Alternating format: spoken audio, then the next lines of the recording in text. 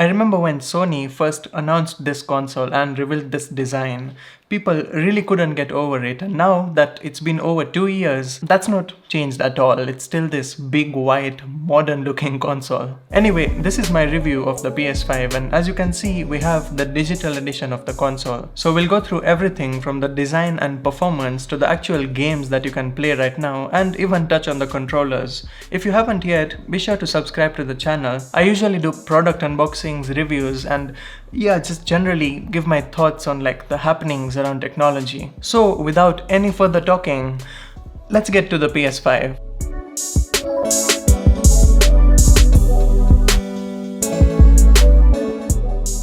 I think the right place to start when talking about any console is the actual games. It's literally the point of the whole thing. And you'd be happy to hear that with the PS5, there's no way you'd be disappointed, except maybe the price, but we'll get into that. In terms of what you can play, the list can just go on and on. There are so many amazing titles to get your hands onto, including both PS4 games that have been remastered for the PS5 and even newer titles that have been made for the PlayStation 5. Personally, I like more of the story-driven games, so I've been playing like Horizon Forbidden West, God of War Ragnarok, Ratchet & Clank Rift Apart, and recently Hogwarts Legacy. I had mixed feelings when I started playing Hogwarts because there's just so much dialogue in the game in the start. But as soon as you're allowed to explore the open world and you can get the broom and fly around Hogwarts Castle and the Hogsmeade Village, the game gets so much more addictive and fun to play. There's also Spider-Man 2 that is coming out this year, which is probably the next big title I'm waiting for. In terms of racing, I've been playing Gran Turismo 7, which I haven't managed to spend that much time with yet, but the graphics are so realistic.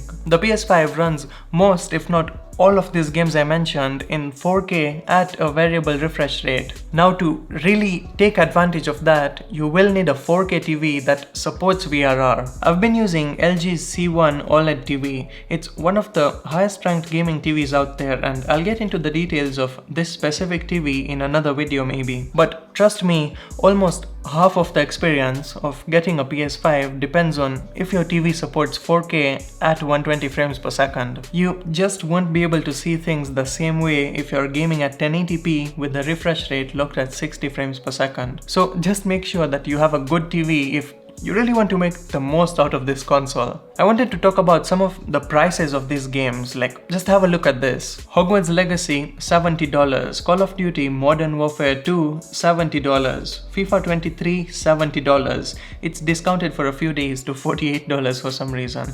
Then there's God of War Ragnarok, $70. Elden Ring, $80. All these games are very expensive, especially where I stay here in Kenya. I'm getting like 10,000 Kenyan shillings per game. My point is that that's the only disadvantage of getting the digital edition of the PS5. You don't have a choice except getting the games from the official PlayStation Store. You can get the physical discs for much better value on platforms like Amazon, and they even go on sale more often than the PS Store. So if you don't already have a good library of digital games, I recommend you look more towards the disc version and not this one. In terms of storage, the PS5 also disappoints, but then kind of manages to cover that up. The PS5 comes in only one storage configuration, which is 825 gigabytes, but then adding the operating system and other stuff that the console requires to run, we're left with only 667 gigabytes to be able to store our games and maybe recordings. That is a very limited amount of storage for a gaming console. I mean, nowadays even phones can come up to like 1 terabyte of storage. Where Sony got it right is that they added an M.2 slot to the PS5 and made it relatively easy to upgrade as long as you buy a compatible SSD drive. Basically, it has to meet the speed requirements of the console and stay relatively cool while doing that. I've added a 1TB drive inside mine, and that took away all my anxiety of suddenly running out of space right when a new game is about to launch. Design wise, I've not really had any complaints. It's actually nice for me to see when companies go out of their way to make something that stands out this much from anything else. That's exactly what the PS5 is. It looks good whether you want to put it horizontally or vertically, and the possibilities of customization are endless. Sony has come out with plates that are extremely easy to install and literally change the entire look of the console in a few seconds. But I love the white and black color scheme game. Sometimes I just look at it sitting on the TV cabinet and end up staring at just how clean it looks. Although most of that credit goes to the matte black sticker that I got from D-Brand to cover the shiny plastic. Link in the description. Now let's talk DualSense. I've made a full video just about this controller if you want to watch that later, but for a summary, the DualSense controller is one of the strongest points of the PS5. The design, the size, the grip, the buttons, the light strips, and the new features like the adaptive triggers and the haptic engines inside the controller. It's all really well done and makes it hard to use any other controller after using this one. It's really that good. Sony has also released a variety of different colors for this controller, and now there's also a new Hogwarts Legacy special edition for this controller with a full matte black look and golden accents around it if you're into that.